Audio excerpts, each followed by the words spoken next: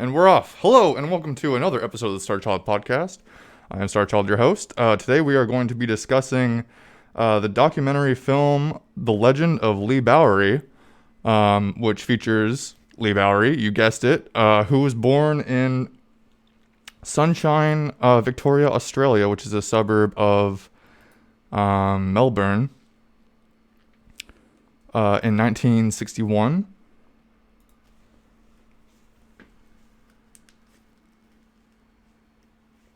Leigh Bowery is, of course, a famous, iconic fashion designer, performance artist, exhibitionist from the 1980s, in the London Romantic period in the 1980s. He bounced back and forth from London and New York. And this documentary, of course, documents his life. And it's really hard to put into words what exactly he does. So let's just watch a quick montage clip of being a fashion the designer, documentary. he ran possibly the most outrageous club ever, Taboo. This is a man who is absolutely extraordinary. He's beautiful. He looks outrageous. He's a walking art form. May I introduce my next guest? Here he is, Leigh Bowery. Yeah.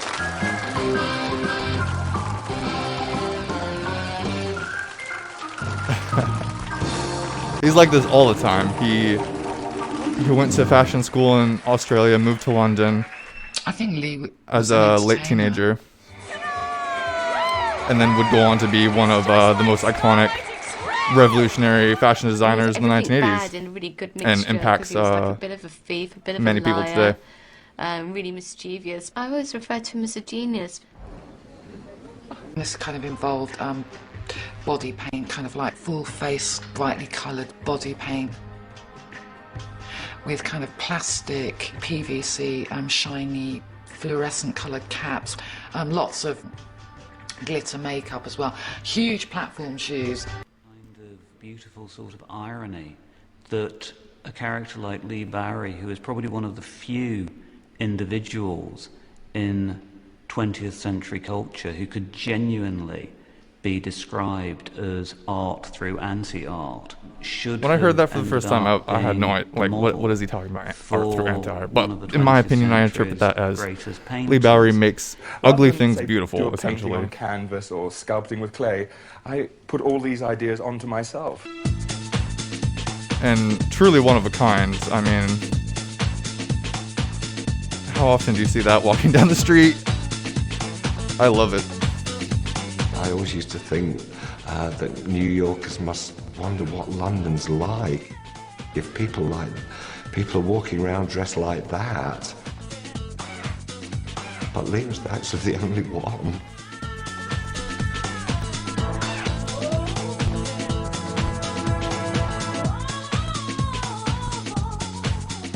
In 20 years' time, there'll be these kind of Leigh Bowery gangs.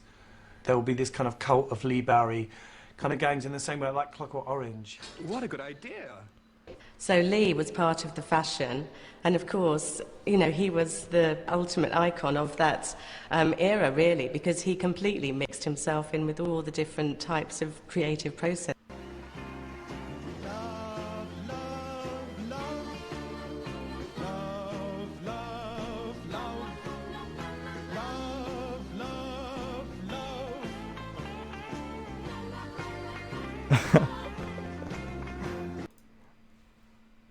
Being a fashion Leigh sadly died of complications to AIDS in 1994, December 31st. But that also adds to the legend of him. Oh, come on. Trying to find why this isn't working. I think the documentary should be renamed to The Legendary Leigh Bowery, though, because his looks were just so far ahead of their time. All handmade himself,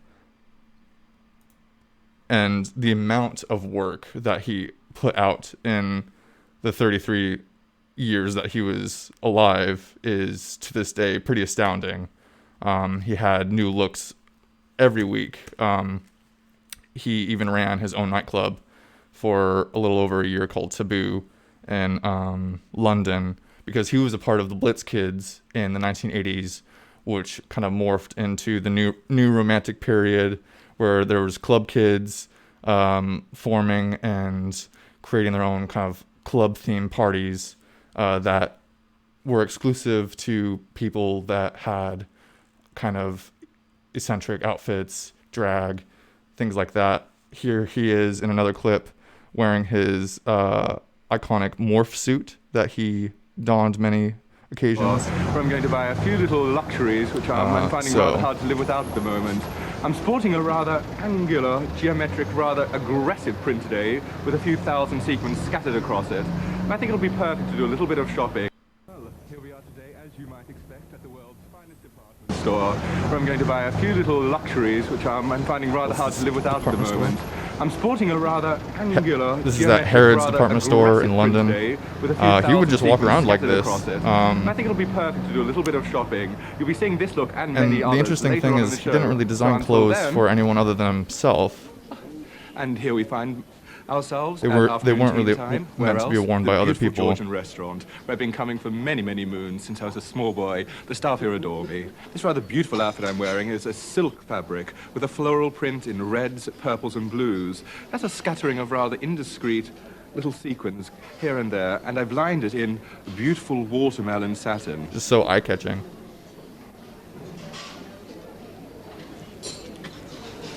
This is another one of my autumn predictions. It's a beautiful garment which has these rather strong satin flowers swimming in a sea of sequins. And I've teamed this outfit with sequin gloves and sequin tights. Hi, Lee. Hello. Karen! You look brilliant. Join the club. Yeah, what have you got on this time? Well, I'm wearing a cropped number this time with a fabric face, you might have noticed. And it has a star, a green star, or perhaps I like to call it a starfish motif, which is surrounded by sequins, which I'm using quite heavily this season. Why don't you go and put something else on to wow the customers? What a good idea! Walk like a man, talk like a man, walk like a man, my side.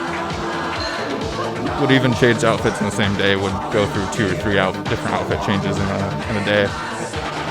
Just absolutely love clothes, absolutely love fashion. How much interest do you take in fashion generally? I love the fashion world, Karen, and I've always got my nose in a glossy magazine or tickets for the front row of fashion shows and so on. I love seeing all my friends showing their latest collections, so I'm a real fashion fan, but I'm not completely sure what effect it has on me. Now, these are the sort of clothes that you can be seen wearing at clubs and parties. What would you wear for a special occasion? Crazy genius. Well, actually, this garment is worn at a rather special occasion, and that is Michael Clarke's new show, which is at Sadler's Wells currently. So if anyone would like to see me, for that matter, on the stage there in one of this and many more outfits, please don't hesitate to come along. What a gorgeously satisfying day this has been, and so many bargains. I'm wearing I guess you'd call it an après-ski outfit for this rather chilly evening. I think it's quite appropriate in this setting as well. So that's all from me. Thank you. So that was Leigh Bowery shopping at Harrods, which was a department store in London. And here is another clip kind of documenting the daily life of Leigh Bowery during the time when he ran his club Taboo in downtown London. Here he has his kind of like famous dripping paint look that would always be running down his face. He would have one base color and then foundations on his cheeks with dripping paint from the top of his head down. Look at you, my gorgeous creature. How you doing tonight? Hey, Christine. Oh, everyone's standing up. Oh, it's like standing up to attention. Make a relaxing cocktail. Because the dandies loved to be famous for being famous, social exclusivity was all. They set up clubs where they could meet, parade, and exchange ideas. So that narrator was just talking about the British dandies of the 1700s and 1800s that would wear very elegant fashion for the time, that would throw parties and balls that were kind of exclusive. Met the mobility. There, the dress code was extremely rigid. You had to wear exactly the correct floral waistcoat. You had to have your hair dressed in a splendid 3-foot-high powdered bob wig. A 3-foot-high powdered wig. Behavior could be very louche. In the dandies' most favourite haunts, hard drinking was the rule, and at the Pantheon, the behaviour certainly matched the extravagance of the dress. So before drag, before the club scene, before all of this, were the dandies in the 1800s that would throw these kind of lavish parties that were clubs for the time. But there's still, the people who do manage to sort of score get involved in some very sort of spooky encounters. At Almack's, one of the most famous of the 19th century clubs, there was an incredibly strict door policy. 6 terrifying women controlled an all-important guest list. If you couldn't get your name onto that list, you couldn't get in, and if you couldn't get in, you couldn't be seen anywhere else in London on that night. Oh, can we have some heavy vetting now? Heavy vetting, okay.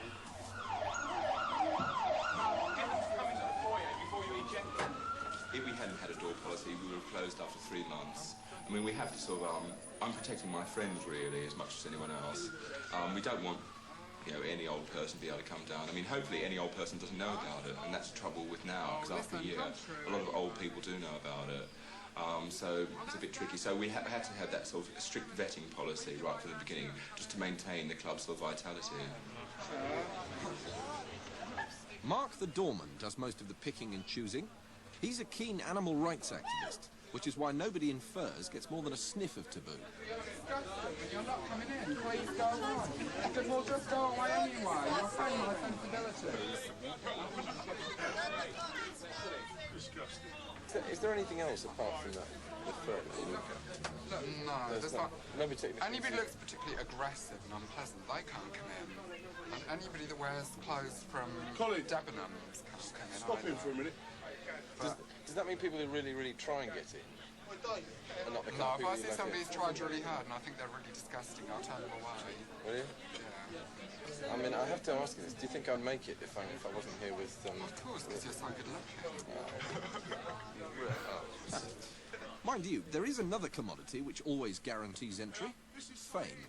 Hi, and this is David who works Oh, here. Thank you. Hi. Hey, you're famous, aren't you? Hi, what a big thing you wear. EastEnders, come in, come in. Hi, I've got a friend. This is Saeed from EastEnders, yeah. Hello, and this is, who are you? I'm, It is. What's your real name?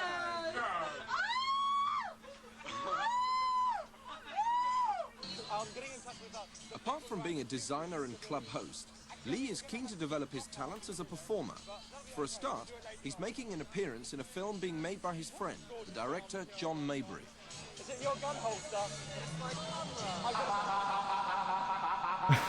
John's films are mainly visual, there's not much sort of talking or they're not really narrative or anything. So he just asked me to be one of the visual aspects of it. The union jacking up is still very much a work in progress, but Maybury hopes that Leigh will give its experimentalism a comic as well as a bizarre flavour. It's sort of about London and the way things are in London at the moment. Just with a very specific group of people, which I suppose are friends of mine mostly. And they're involved in lots of different things, kind of music, art, and some fashion, which is where Leigh and people like that come in. And just the way they just how they live in London, how they cope with how London is, I suppose. Well, the first one says, well, you don't know much, so our boy says... Oh, now is that? He's definitely a Renaissance man, just kind of dipping his feet in every single art medium that he could, really, not limiting himself just to fashion. Well, the first one says, well, you don't know much, so our boy says... What's it to ya? The second one says, where'd you get those clothes? And our boy says... Well, what's it matter? If you put yourself that far out on the edge, and if you confront people in the way that Leigh confronts people, then I think you're in a very vulnerable position. And to an extent, his defence in that situation is his humour and his wit. I mean, he is a very extreme person. Very extreme. I like extreme people. I like extreme events and give your response to this camera. extreme stories,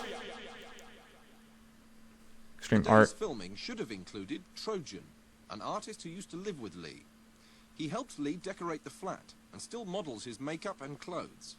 But not for the first time, Trojan has proved camera shy. Trojan doesn't like to speak very much at all, because when I see a sort of TV camera and sort of strangers around me, I yap, yap, yap, yap, yap, yap, yap, like there's no tomorrow, and Trojan buttons his lip, just never says a word. And sometimes Sound like Smeagol right there. Outsiders may perceive him as a moron, but then again, he did live with me for a while, and that, oddly enough, people who live with me usually have a lot of problems afterwards. They try to either disengage themselves from me, or, in a few cases, they've committed suicide. Trojan wasn't tempted to go that far when he lived with Leigh. But in the cause of art, as well as fashion, he was prepared to lop off an ear in emulation of Van Gogh. Oh, I'm getting a very vivid recollection now. I can see it right now. There he was, leaning over the basin. There's blood pouring here. Because oddly enough, Hugh, there's a vein here which is sort of a major artery. He's talking to Hugh Laurie, funny enough, from the TV series House, who worked for the BBC, who put out this TV documentary in the 80s. So he's narrating and hosting this documentary, which is available on YouTube. Trojan's work has received a lot of attention, both here and overseas. Its subject matter has been much influenced by the lifestyle he and Leigh share. Trojan said that there were about, what did he say? Fights and fucks in nightclubs. And I think that's basically where he gets his inspiration from, that very sort of raw, very essential sort of thing.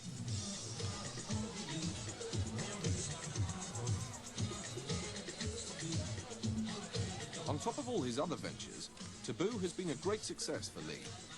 It's provided a showcase for his extraordinary designs and an indispensable haunt for his friends. However, it's probably lost a little of its... Lee's also featured in a few Nelson Sullivan's videos, who I did a podcast on in the last week's episode. He documented a lot of club life in New York in the 1980s, including Leigh Bowery and other club kids like RuPaul and circles around like Andy Warhol and Basquiat. The idea arose, particularly in France in the 19th century, that the dandy could be an artist. The dandy was a fit companion for other artists, but his creation was himself, his own image. And that brings us, of course, to Beau Brummell's famous dictum for all aspiring dandies. Go, create your effect, and leave.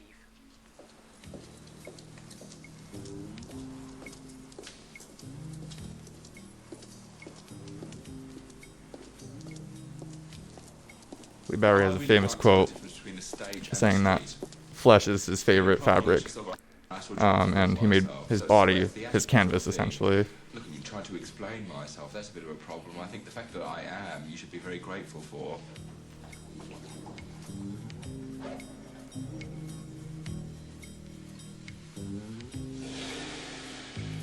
Candy came from out on the island. In the back room, she was everybody's darling. But she never lost her head, even when she went to bed. She says, hey, babe, take a walk on the ride. Okay. Let's see what the next clip is. Oh, that's it for the clips? Okay. Good. So, let's play this.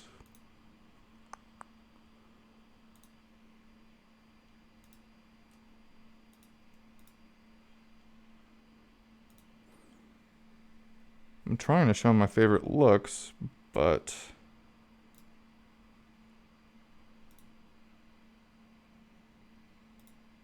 okay, here we go.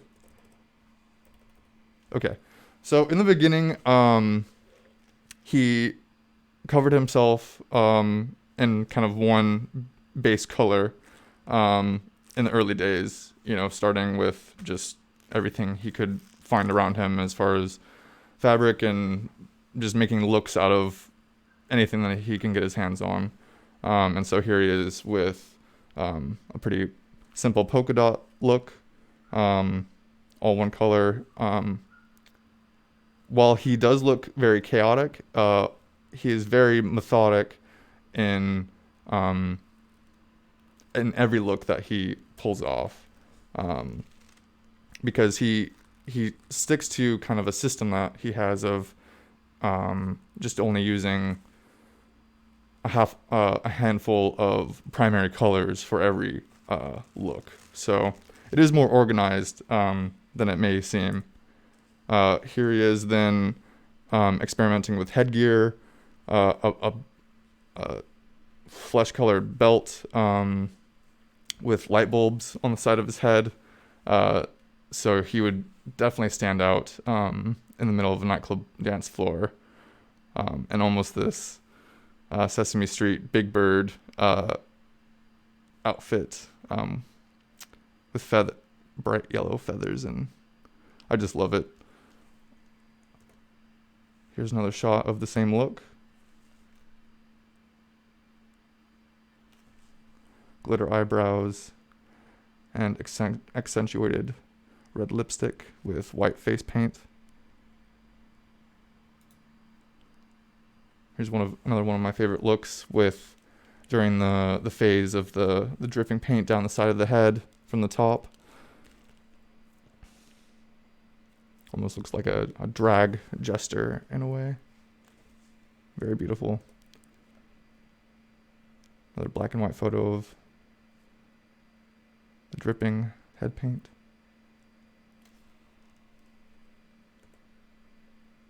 And then he slowly began to cover every inch of his body. And this is one of his more iconic looks, the morph suit, covered in sequins and glitter. Still sticking with the white face paint and the big red lips. And he stood 6'3", flat foot, so with heels and pumps and lifts and everything, he 6'7" sometimes, so he was a giant in the nightclubs. Here's another sequence morph suit look. And then, of course, when the light would hit him, he would just glow at night. And then towards the end, in the early 90s, he would be fully covered. I don't even know how to describe that headgear, but I do love it. Here's another one.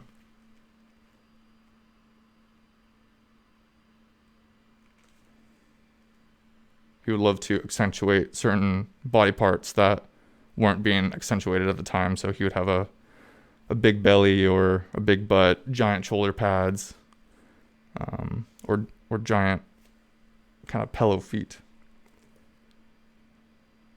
Definitely otherworldly, which I really love. I like this one with the multicolored gloves and sleeves. And then he would be immortalized on canvas by the artist Lucian Freud, who is actually the grandson of Sigmund Freud, the famous psychologist and writer. And he decided to paint Leigh Bowery several times, along with his friend Sue Tilley, which ultimately did his biography and is also featured in the documentary The Legend of Leigh Bowery. And since flesh was his favorite fabric, he opted to be just painted naked without any makeup or costume or anything. Here they are again together. And then today, he has influenced so many fashion designers, so many drag queens, so many entertainers and performance artists and exhibitionists, including Alexander McQueen, seen here in his fashion collections, Austin James Smith, aka Empty Pools. You could find him on Instagram. He has wonderful face paintings and face hardware and earring jewelry and everything. Yovska is a Toronto performance artist and cryptid that I love all their looks, especially this one. Kind of reminds me of Kirby in a way. Here's fashion designer Pissy Pussy based out of New York with his fashion collection that is definitely influenced by Leigh Bowery. His circle includes, Lady Gaga, Nicola Formanchetti, and this kind of new wave of club kid fashion designers. And Juno Birch, who's another British performance artist, drag queen, based out of Manchester. And finally, here is kind of a fan-made trailer for the documentary. This is a Legend man of who Leigh is Bowery. absolutely extraordinary. He's beautiful. He looks outrageous. He's a walking art form. May I introduce my next guest? Here he is, Leigh Bowery. Yeah. He enjoyed confusing people. He enjoyed creating a response of like, what the is that? Do you go out to shock? Is that a deliberate attempt to shock? I certainly hope to stimulate people. Right. And if they're shocked, that's fine as well. That is rubbish.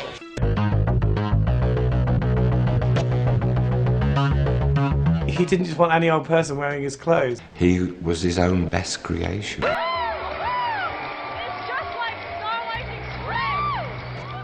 And that is the biggest load of pony that I have seen on telly for years.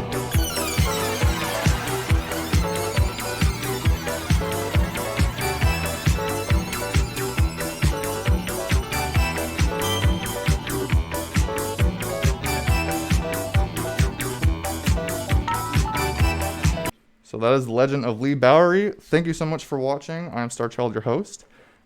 Please continue to support each other during this pandemic by volunteering, donating, and just spreading love wherever you can. And check out this documentary, The Legend of Leigh Bowery.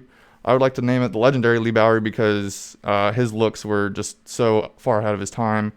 But I do hope you enjoy it and go out and create something, use your imagination and creativity.